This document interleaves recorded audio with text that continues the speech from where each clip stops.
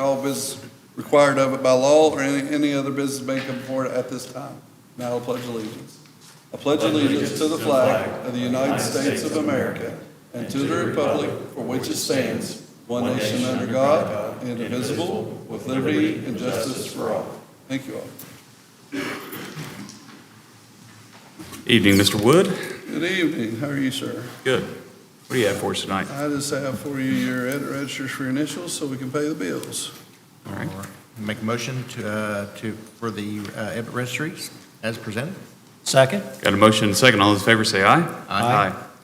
We have our prior meeting minutes. All right. Make a motion to approve the prior meeting minutes as presented. Second? Got a motion and a second. All those in favor say aye. Aye. I did not see erroneous assessments or combine and divide. We have personnel and payroll orders. All right. Make a motion for the personnel and payroll orders as presented. Second? Got a motion and a second. All those in favor say aye. Aye. We have our bills. All right. Make a motion to approve the bills as presented. Second? Got a motion and a second. All those in favor say aye. Aye. Commissioner reports. Commissioner Ellis, anything to report at this time? Not at this time.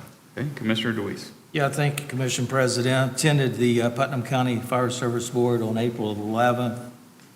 The board approved purchasing a Pure Saver 1,000-gallon tanker per Route 34 Volunteer Fire Department for their fleet. It was their year for transitioning. You know how they've done that. 18 to 22 months out before payment starts, and its delivery date's not for 2 years, so they'll build that engine from scratch. They had it projected this past Saturday, a safety day at Putnam County Bank by the interstate, but it was postponed due to inclement weather. That's all I have. Thanks, sir. On our workforce, West Virginia, there are some positions that are potentially reimbursable for some summer help. So I've been working with Jeremy on getting some information that some of our summertime employees could come in and we could get reimbursement for that. At this time, is there anybody that would like to make public comment regarding something that is not on the agenda? Yes, ma'am. I'm doing this right or not. My name is Lisa Spradling. I'm trying to open a treatment center, addiction. It's for Suboxone and a regular medical facility. There's a law that states it can't be within a half a mile of a preschool or a school, public school. I didn't realize it, but there is a preschool over by Barnyard Barbecue. I got a letter from them stating they don't object. I've contacted I think every office possible, and they told me to come here. I don't need you all to say that you approve of it, but saying that you don't object to it is all I need to open the facility. There are 5 in this area that have not had any problems. There's never been a law called. They've never been reported. There are policies and procedures involved in it, so there's no loitering. I just need something stating you all don't object to it. Have you purchased or are leasing? Yes. You're leasing? Yes, it's 3860 Tays Valley Road. 3860. Yeah. There's a rule in the OFLAC that says they can't be within half a mile, but there's a pharmacy across the street that has it on hand. There's no Suboxone at my facility, and it's also a regular medical facility. I'll just be treating addiction therapy too. Okay, so you have a regular medical facility, but addiction Yes. as well. And you said there was 5 other? There's 5 in this area that people don't realize are here, and there's never been any problems. There's never been any report to OFLAC. Sean Corley is over that department, the health department. He's never had any issues. There's never been any problems at all. You couldn't enlighten us where those were located at, could you? I know where some of them are, yeah. Can you share that with us? So There's one right there in Fort Putnam Village, right there around where the Goodwill is. Right behind there, there's one there. There is one at Family Care right there beside the Mexican restaurant beside Kroger. There are several in the area, and they were all approved, but where mine is within half a mile of the preschool, I've got to have approval from you all. Okay. You don't got to object to it. You can just, have no objection at all to it. Right. You don't got to say yay or You nay. just, you just need that we don't object to it. Right, that's what it's going to say. Okay. Well, Larry, can you research that and then get back to that, and maybe also give us all the ones that are in the county? Okay. we'll just make sure that Larry Farrar, our county attorney, has your contact information, and we'll go through that and get back with you. Thank you. Thank you. Is there anyone else that would like to make public comment regarding something that is not on the agenda? Okay. We have state settlements and fiduciary orders. Yes, just need a motion to authorize the president to sign off on the estate settlements and fiduciary orders. All right. Make a motion for the commission president to sign off on all documents for the estates and fiduciary orders. Second? Got a motion and a second. All those in favor say aye. Aye. Aye. Jeremy, we'll come back to budget revisions, and we'll come back to board appointments. Let's go ahead and get to our bid opening with Jim Ridge Phase 2 Waterline Extension Project.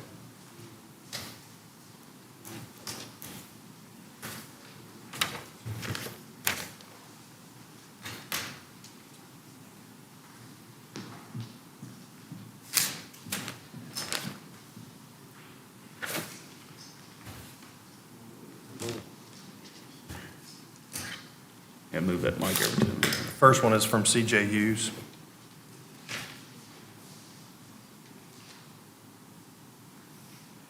Go ahead and read.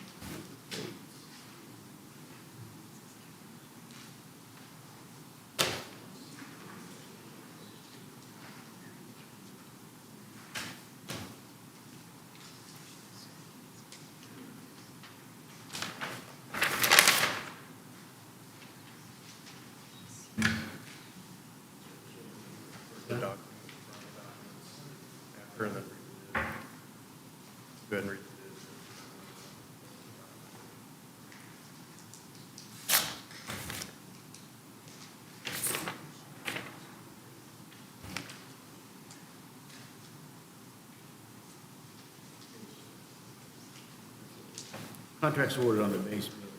Okay, so the contract's awarded on the base bid, and then if we accept the base bid, then we'll decide whether or not we have the funds for the alternates.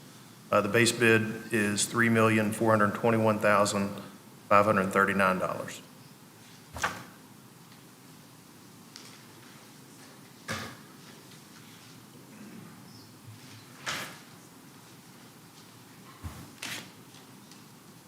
So,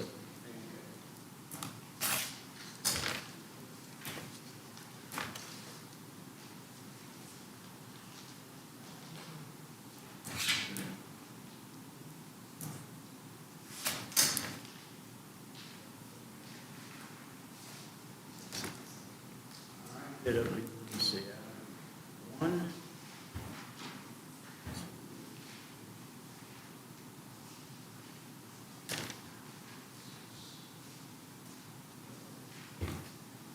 They have all the bid opening requirements.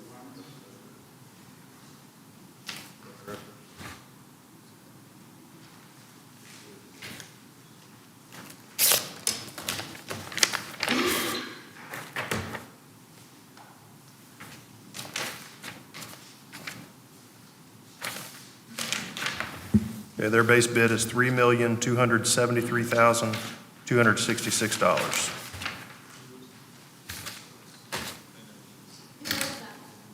This is for FAMCO. Next contract is Jeanette.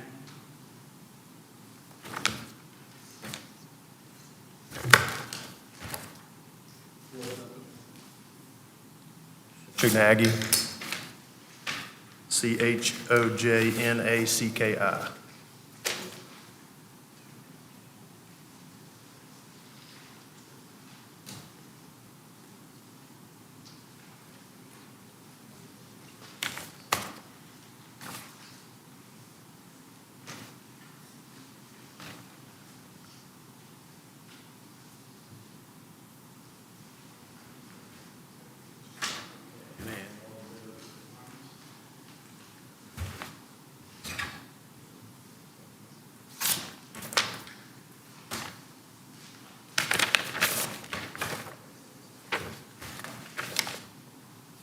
Base bid is $2,590,755.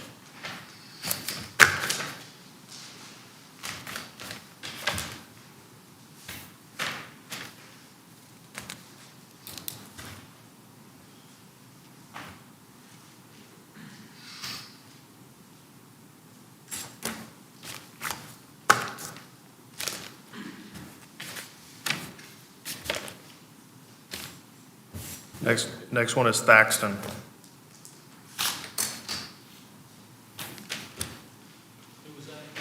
Thaxton. Paxton Construction.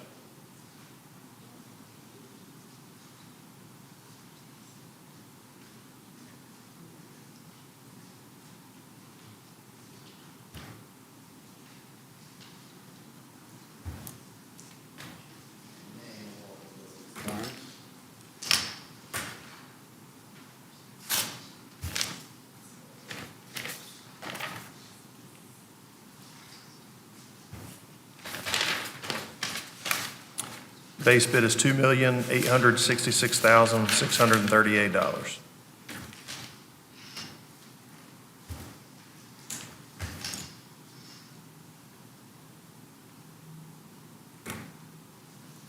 Next bid is from Procron.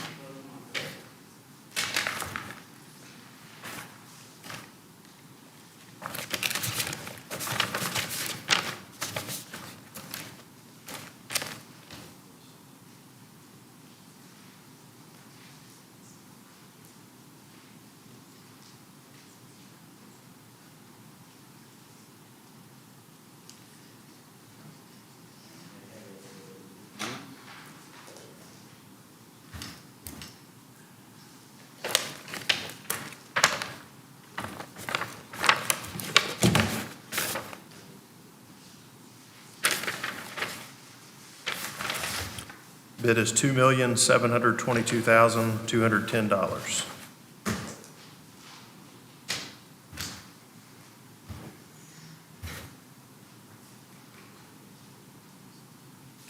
The last bid is from J.F. Allen Company.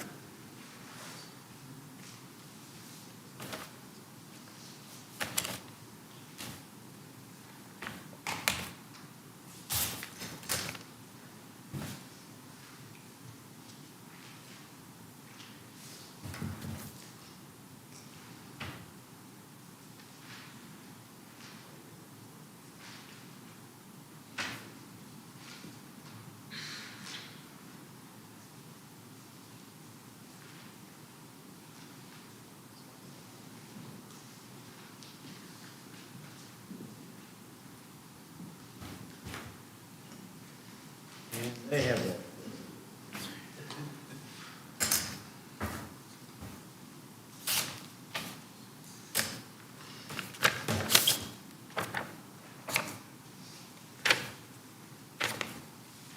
Base bid is $3,356,488.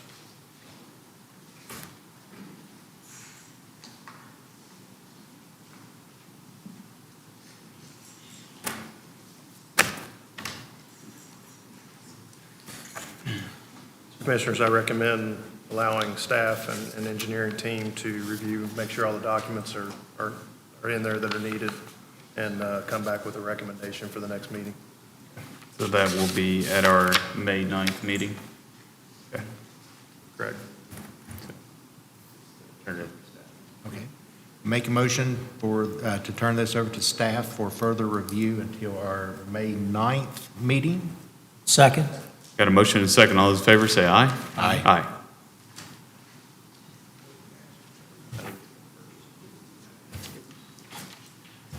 All right, we have West Virginia County Risk Pool Update.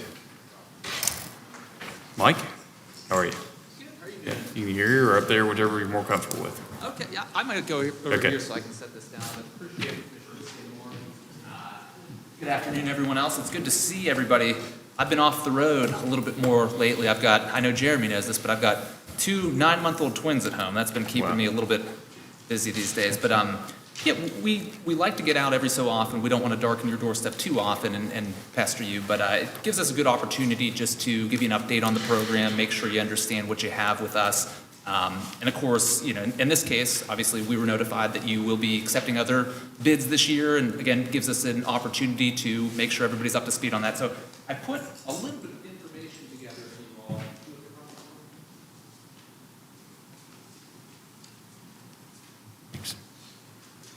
Thank you. Thank you. We won't go through. Thanks, Mike. We won't go through everything that's in there, because that's something that you can kind of peruse later. But I did want to give you an update of kind of where we stand today, and a little bit of the history of the program as well. So as you know, we are the first and only self-insurance risk pool for public sector entities in the state. It was kind of interesting when we first got started, and people weren't exactly sure what to do with it. But I did put an FAQ in that left-hand pocket that addresses some of the questions, more of the common questions people have around pooling. That actually is something that's very common for public sector entities. In fact, almost all public sector entities throughout the country get their coverage this way. It's just a relatively new concept to West Virginia because we needed a legislative change, which happened back in 2006 to allow for pooling in the state here. But countrywide, there's probably about 400 or so self-insurance risk pools. They're very stable. They work really well. They kind of got their start in the 80s in a similar kind of economic situation to what we have currently. And from a financial stability standpoint, they operate very, very well. In fact, more commercial carriers have gone out of business this past year alone than pools in the last 30 years since in their existence. That's no different for us. We've been very stable since the time we started. We got our start in 2007, right after that legislative change. We started with 18 counties that had banded together and said, hey, we see what other states are doing. We'd like to have something similar here. Of course, we did a feasibility study, said that's something that absolutely we could take a look at. And so we started with just counties back in 2007 with 18 of them. Of course, you can see now we're up to 50 of the 55 counties who have joined. And of all the counties that have joined, we've only had one ever leave us, and that was in the early days of the pool. They had kind of a agent come in promising the moon. They left us for a year. The very next year, they came right back because things had changed from one year to the other. And that's really I use that example to say that's kind of the premise of what the pool was founded on. That our core principles are, one, comprehensive coverages and services. This is all we do. We can't go out and write a restaurant or an auto dealer or a machine shop. All we do are local government entities. So everything we do is very tailored towards what county governments need to have. And on the other side of that is the price stability piece. That's what our members wanted to have, and we've been able to deliver on that since the inception of the pool. We've taken out kind of the wild fluctuations that you'll typically see in the commercial market, and that's why, as I said before, we've been able to retain our members the way that we have and grow the way that we have. Interestingly enough, you'll also see on that member map, we're up to over 270 some members, and it's even from the time that we updated that map earlier this month, we've added a couple new municipality members. That's been a new addition since 2020. Our board voted to open up membership to municipalities. We've already, I know on the map you have there, it says 80, we're up to 82 as of this week, and still growing pretty rapidly in that area as well. And that brings up a good point of just one of the fundamental differences with pools to an insurance carrier as well, is just the way that we are structured. I said that our board made that decision. Our board is actually made up of elected officials elected from within our membership. So we have serving county commissioners who serve on that board. And of course, you all, as a member of the pool, have voting rights on who sits on that board and voting rights on the decisions that the pool makes. And that's why we've been able to do some of the things that we've done. You may have noticed the last 3 years in a row, we've been able to issue back what we've kind of considered a COVID dividend. We were able to collect more contribution than we've needed the last couple years. Unfortunately, Vivian's here with me as well. We don't get nice bonuses on years like that. That's something that the board decides what to do with those funds. In the last 3 years in a row, we've been able to issue dividends back to our members. And that's why we typically have been able to operate the way that we've been able to operate. If you remember when you first came into the pool, which was back in 2015, we were able to save you quite a bit of money. And that's basically due to the way that we're structured. We don't have any agents that are out there making commissions. Any type of surplus that we have belongs to the pool. You own the pool itself. You own the assets of the pool. And that also brings up the point of going out to bid in general. That's actually not something you're required to do because you do own the program. We do have one county that does do that as a regular part of kind of just the way that they operate, and that's certainly fine as well. The only kind of caveat that makes, or the difference it makes for us, is we hold on to that proposal so we can present it at the same time as anybody else who's presenting. Otherwise, we actually do have your proposal ready to go, that renewal's completed and ready to go out. Which brings up another point of the founding principles of the pool, the transparency piece. Again, because you own the program, we share all the information that we have with you. We like to start that renewal process pretty early in the year. That way you have it for budgeting season, and the only time we hold that back is if you are going out to bid. We also do have online, you have the ability to run your own loss runs and reports with us. We don't even know about that. That's something that's at your fingertips. You don't have to ask us to get those things. And we also give you all of your claims information. So all of the diaries that our adjusters have back and forth, that's accessible from our member portal, which there's a little insert on that as well. But of course, Jeremy's got access to that. Anybody who reports your claims has access to go in there and see all of the notes that adjusters are making in real time. So we'd like to put that at your fingertips as well.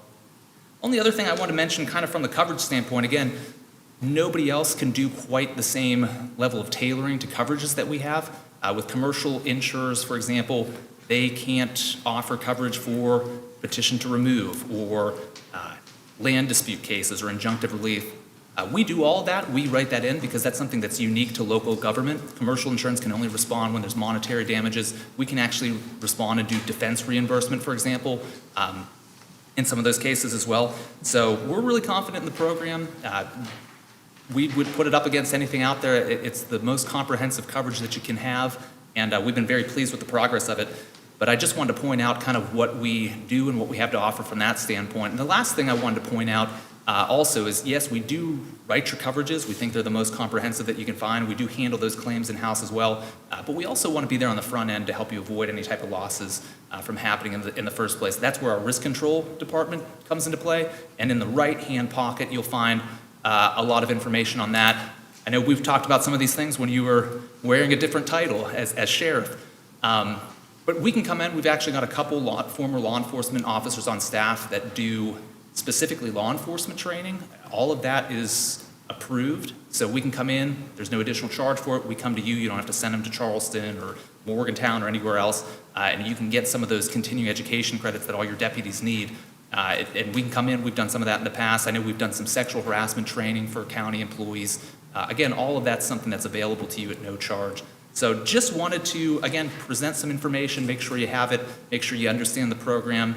If you have any questions or want to talk through anything, happy to do so, but I also know you've been long-term members of the pool, have a pretty good understanding of how we operate. And yeah, I guess I will open it up if you do have any questions specifically for us.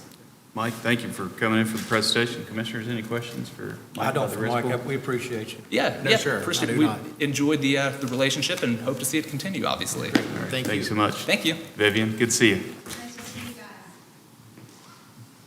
All right, I would like to move ahead a little bit, Larry. We did have an estate issue on the docket. You want to go ahead and handle that, the hearing? Yes. Okay. We had noticed 8 cases tonight for administrative closure. Let me see if there's anybody here on those estates.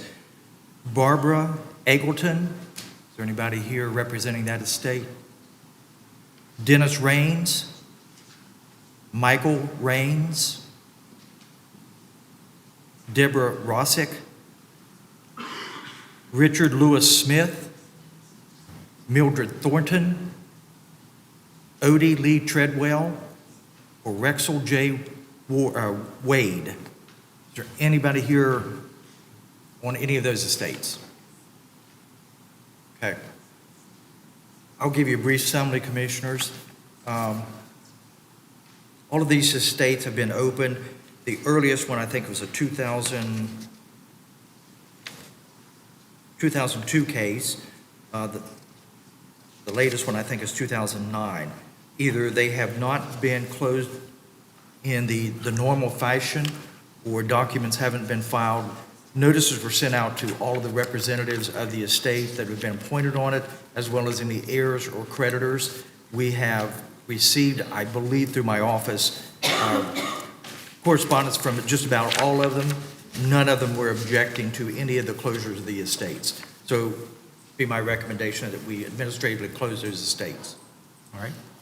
Make a motion for the commission president to sign all necessary documents to close the estates as presented. Second. Got a motion and a second. All those in favor say aye. Aye. I have one additional one. We have noticed for this evening, the estate of David Paul Dodd. Is there anybody here representing that estate? Yes. Yes. Good afternoon, gentlemen, ladies. Evening. Yes, sir. I'm here to represent my daughter, Hannah Shea Pauley.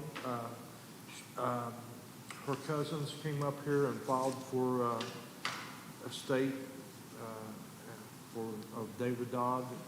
So they left my daughter out and didn't include her as a grandchild. And so since that was in September the 13th when that happened, and as of February, there has been nothing filed on his estate, with his estate account. So my daughter filed for petition to take over the estate and to settle the estate if she would be allowed. Okay. Thank you, sir. Larry, you have any comments? Well, I'll make a few things. We did appoint someone. They came in, Elizabeth Cantley, I believe is the name, Correct. came in and was appointed as administratrix. It was during the first 30 days period after the decedent's death. During that period of time, it was restricted as to who can actually be over the estate. She came in and, under oath, indicated to our office that there were only 2 heirs to the estate, she and her brother. Her brother had signed a consent for her to be able to represent the estate. Had we known at the time that there were other heirs out there that we did not have a consent from, we would not have appointed her. Since that time, she has not filed the appraisement.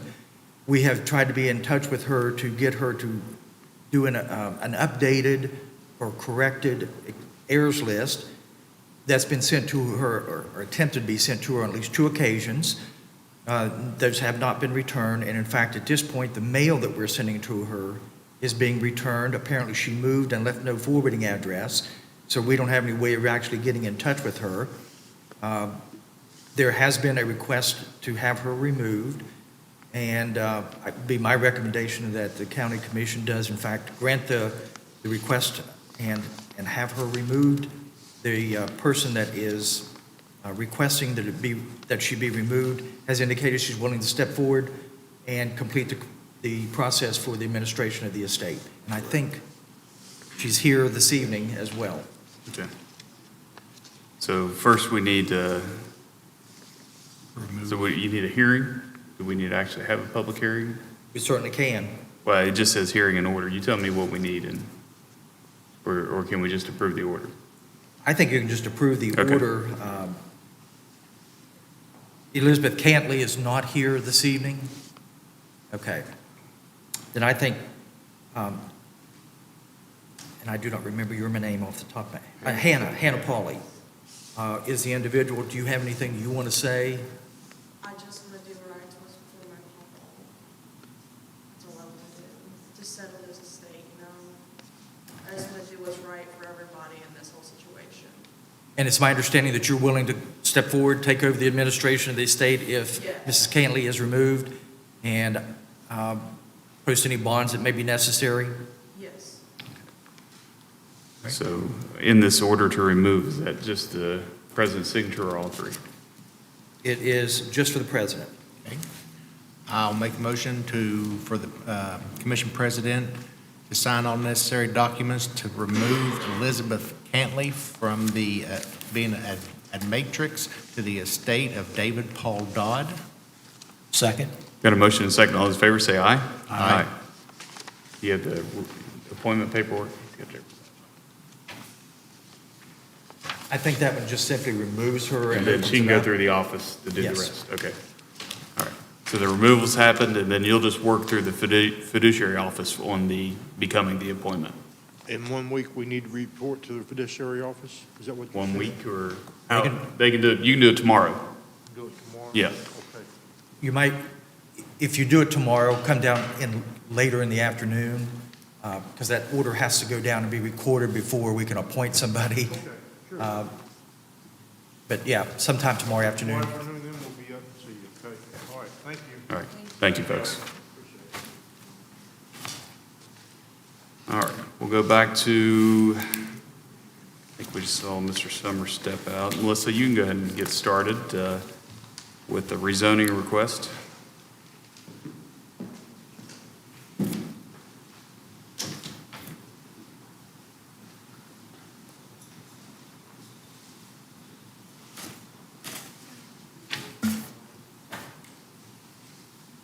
Good evening, everyone. Good evening.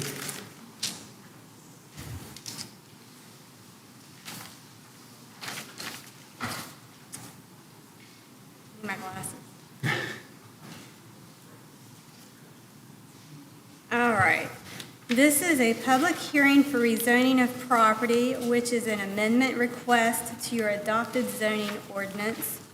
The Putnam County Commission summary packet was emailed to you last week, and a copy has been placed at your seat.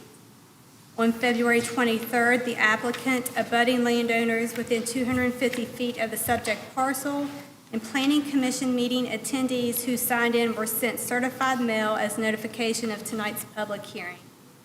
This meeting was also legally advertised in the Hurricane Breeze on March 9th and 16th.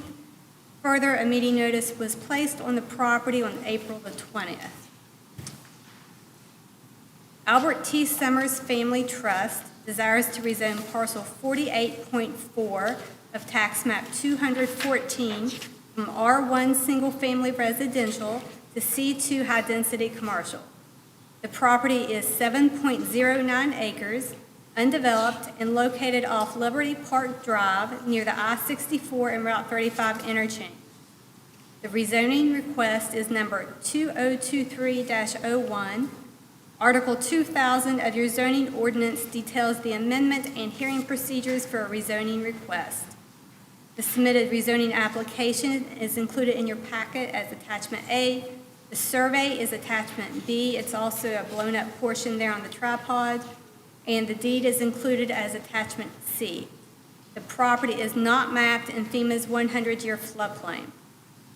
Facts that need to be determined this evening: the proposed amendment would protect and promote the public health, safety, convenience, morals, and general welfare.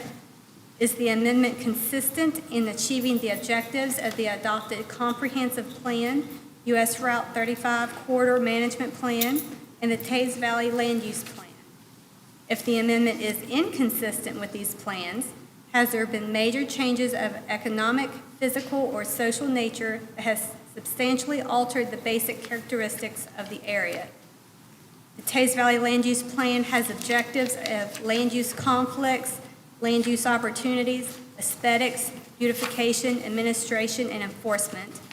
Your US 35 Corridor Management Plan has goals of ensuring beneficial and acceptable future land use patterns, preserving capacity of roadways, protection of public investment, and ensuring Putnam County and West Virginia achieve economic sustainability from the investment and the Route 35 relocation.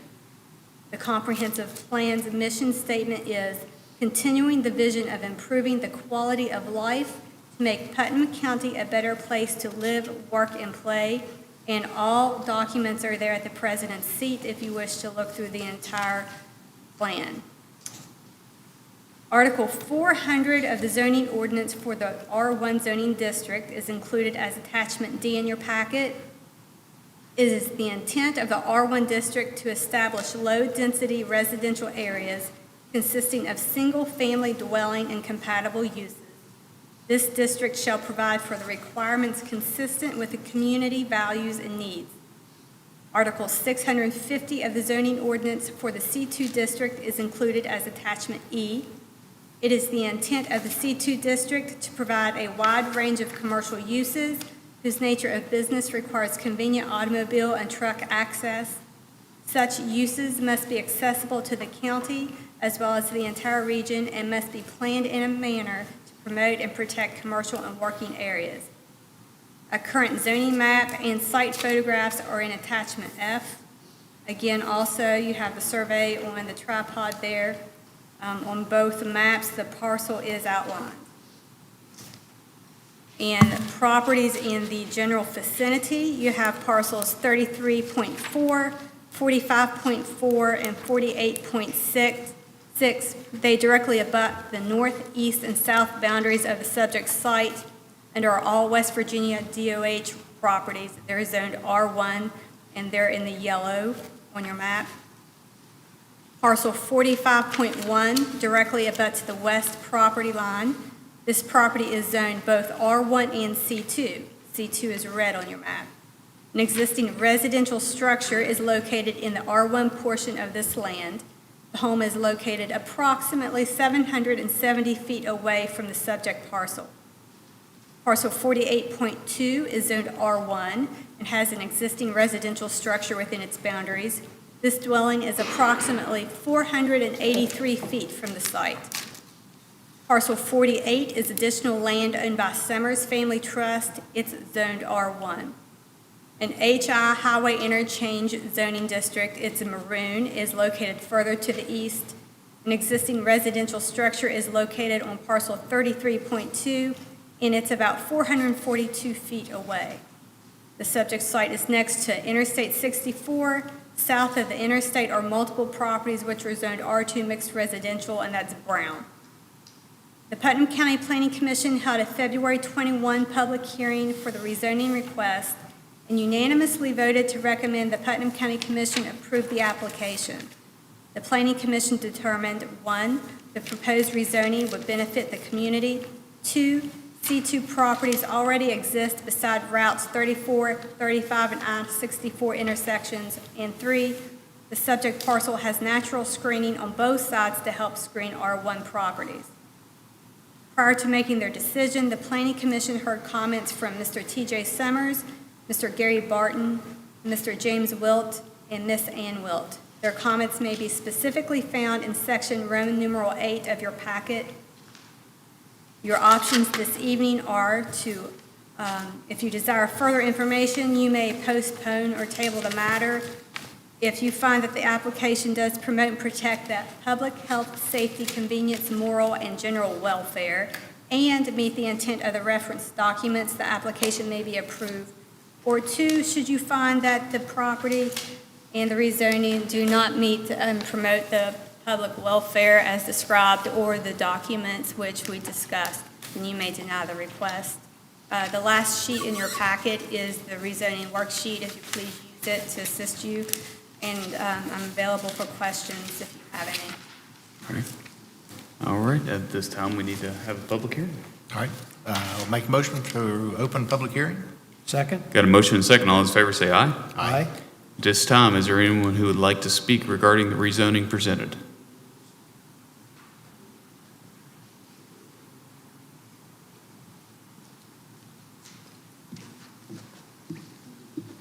Evening. Good evening, Commissioners. TJ Summers, 107 Liberty Square. That property was bought in the late 80s, and at the time, of course, you didn't have US 35 and Liberty Park Drive and the connection between between Route 34 and 35. And obviously, it's facing interstate. We are only rezoning this parcel, even though there's a couple parcels that are behind it. And so to me, it's just a very natural commercial use property, and I'd appreciate if you can just approve it for a C2 use or C2 rezoning. Okay. Thank you. Thank you. Any other comment? All right. Make a motion to close public hearing. Second. Got a motion and a second. All in favor, say aye. Aye. Aye. All right. Any questions of staff? No, I do not. I do not. Yeah, I would agree. As Mr. Summers said, looking at the property, had those other parcels up top been included, that would been a little bit more discussion, but this is definitely commercial use property. So we have to look at the criteria. Will the proposed amendment protect and promote the public health, safety, convenience, morals, and general welfare? Yes. On question one, I'll say yes. Three sides of the parcel, 48.4, are adjacent to Route 30, West Virginia Division of Highways property. The closest existing dwelling is over 400 feet away. Rezoning of this property would not create a land use conflict. And the parcel is located between I-64 and Liberty Park Drive, near Route 35 and Route 34. Rezoning the parcel will continue to benefit the land use pattern. So yes. I vote yes also to one, and I think I concur with Commissioner Ellis. I think this is a great opportunity for growth within Putnam County in close proximity to I-64 and the Route 35 corridor. Okay. Is the amendment consistent in achieving the objectives of the adopted comprehensive plan, US 35 corridor management plan, and Tays Valley land use plan? On question two, yes. This is in a high-growth area in Tays Valley and Putnam County. The existing infrastructure can support the rezoning of this to a C2 zoning. The parcel is a prime location for economic development, and the parcel will help to ensure Putnam County and West Virginia to achieve economic stability from the investments made on the Route 35, 64 location. Also, I concur and vote yes on criteria number two. Okay. With two yeses there, we can move on to a motion to rezone the property. Okay. I'll make a motion for the rezoning to be approved as presented. Second? Got a motion and a second. All those in favor say aye. Aye.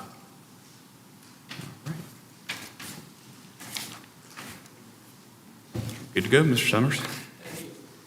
All right. We also, we have a board interview scheduled for this evening, Jason Baker.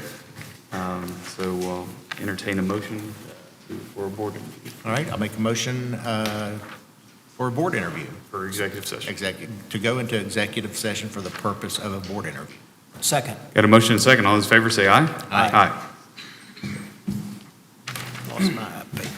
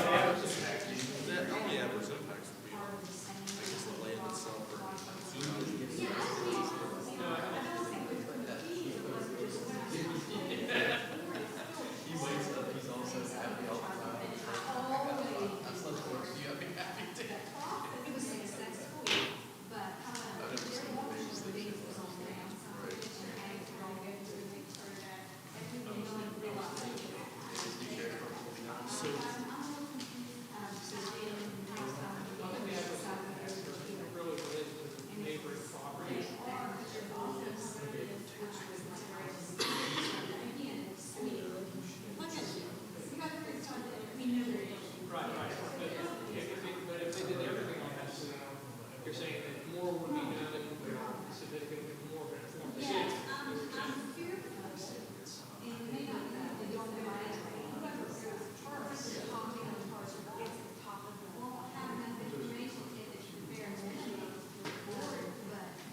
I can either be a good thing or a bad thing.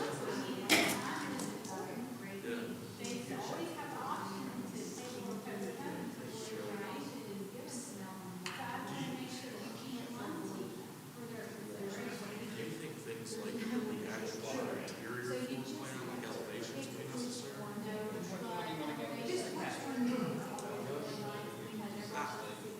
Yeah, I can provide probably some elevations that would be because there's obviously, we've got basically, there's like four architects and everything's been asked to fit certain parameters. So I mean, I can show some examples.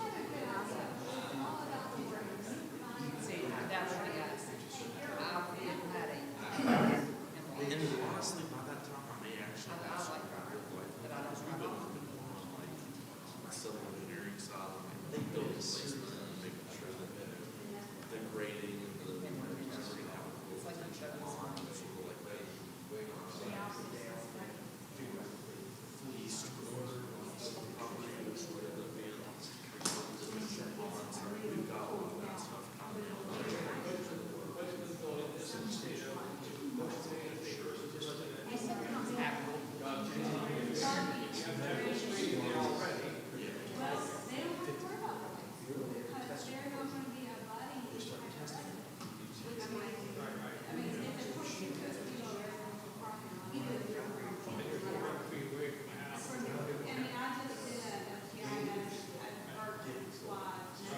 So like this is, so this is sort of. So that's obviously the structure. And then we have detention pond. I don't have to go back and see what they're.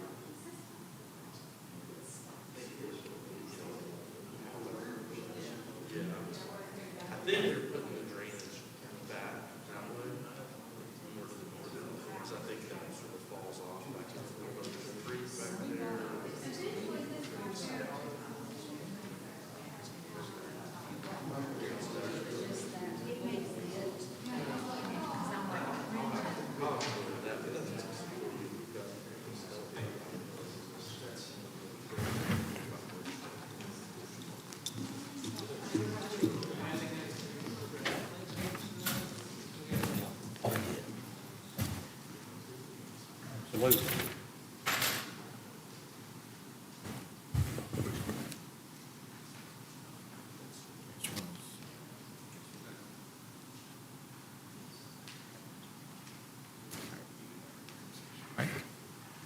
I'll make a motion to close public hearing, Or go back to? go in, back into a regular session.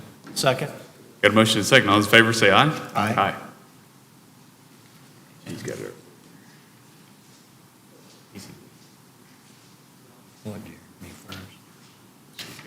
All right. I'll make a motion to appoint Jason Baker to the Putnam County Development Authority Board effective April 25th, 2023, for a term to expire September 30th, 2025. Second. Got a motion and a second. All those in favor say aye. Aye. Mr. Baker, we'll sign this. Our county clerk, Mr. Wood, will take you and get you sworn in. And next meeting is the third Tuesday of May. Yes, Yeah. at 7 o'clock here in the. No, PCDA, 4 o'clock. Oh, I'm sorry, Yeah. yes. Yeah, PCDA is 4 PM, third Tuesday of the month at Area 34. Yes. With Chamber of Commerce. Getting my meetings mixed up. Do you know where Area 34 is located? Okay, okay. There was a motion and a second, but I don't think there's ever a vote taken. Yeah, I think I did. I said aye. Yeah. We'll go, Neither one of us caught we'll it. go back to the recording. I guarantee it's on there. Neither one of us caught it, so. No, I won this one. I know. I said aye.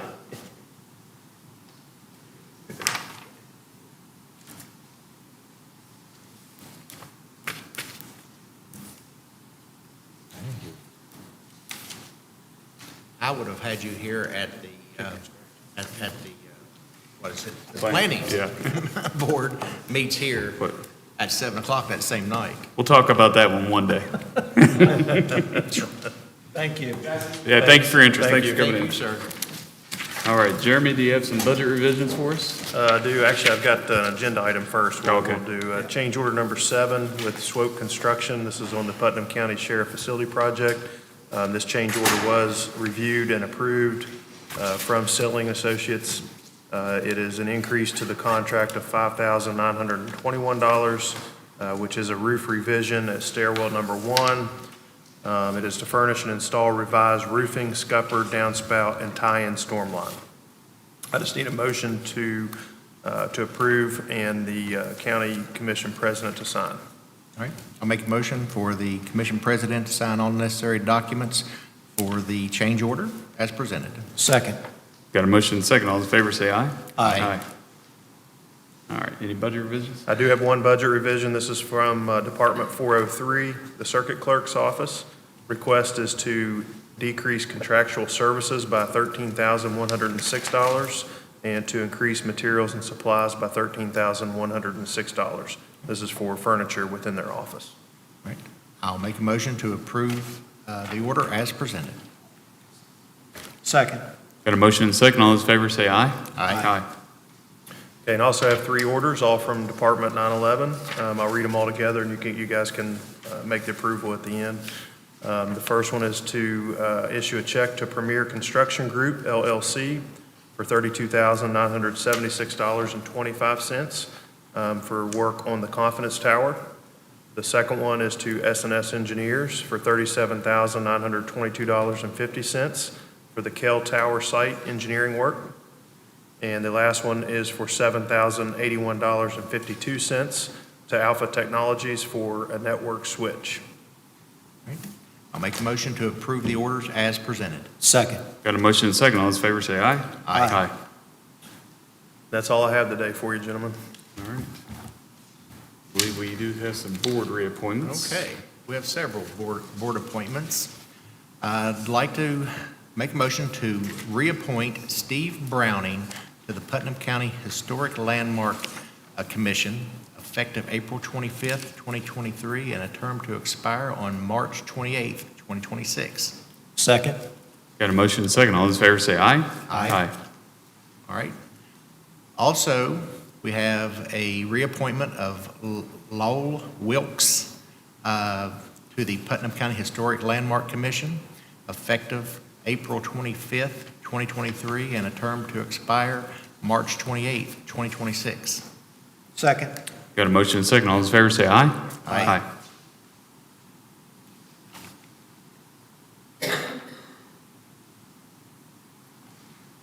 Okay. Have a few more.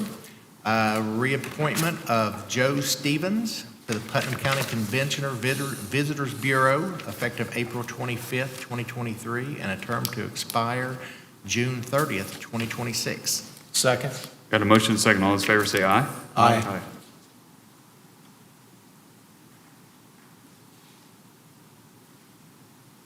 Okay.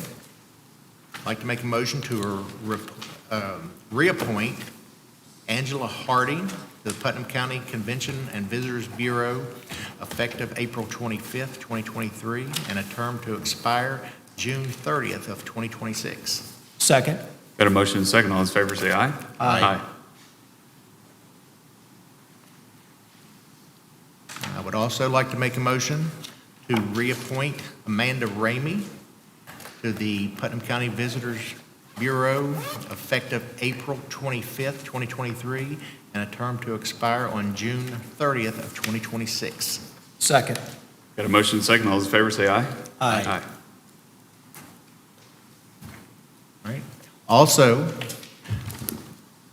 like to make a motion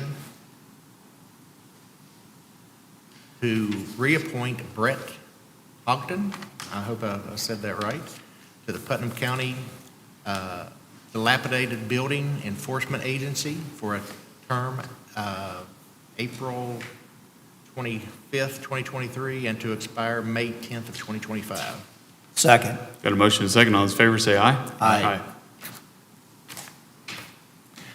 All right. I'd like to make a motion to reappoint John Smoot to the Putnam County Dilapidated Building Enforcement Agency, effective April 25th, 2023, and a term to expire on May 10th of 2025. Second.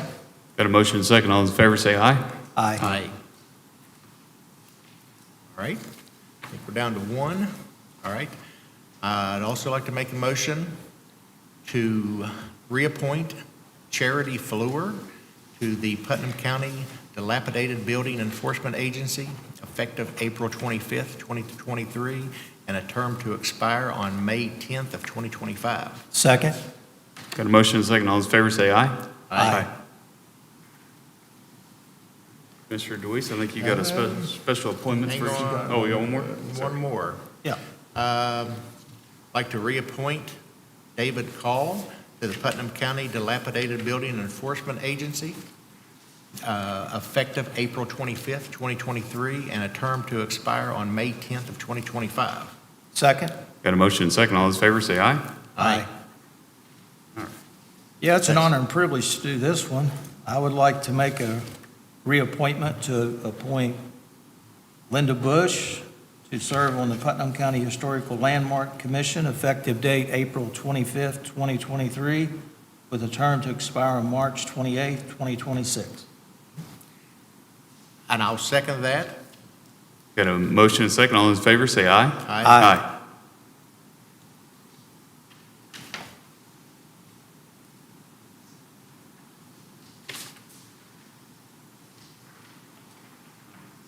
Jeremy, you good? I'm good. Larry, you good? I have nothing else. Melissa, you good? Both Melissa's good? Yeah, that's right, yeah. Michael, you got anything to say? Confidence tower's going up? Confidence Tower should be pretty close to being done, invoicing wise as well. I won't commit 100%, but we may have one more invoice pending. I'll let you know that, but it's operational, it's cosmetically dressed up, and we should be done there and ready for the next one, so. Okay. Next when? What was the last part? Next? It'll We should be, be ready for the next tower here very, very soon. Okay. So, working with the engineering firm to get all the drawings finalized, so. okay. Our next scheduled meeting is Tuesday, May 9th at 9 a.m. All right, I'll make a motion to adjourn to our next meeting and on May 9th at 9 a.m. Second. Got a motion and a second. All those in favor say aye. Aye. Aye.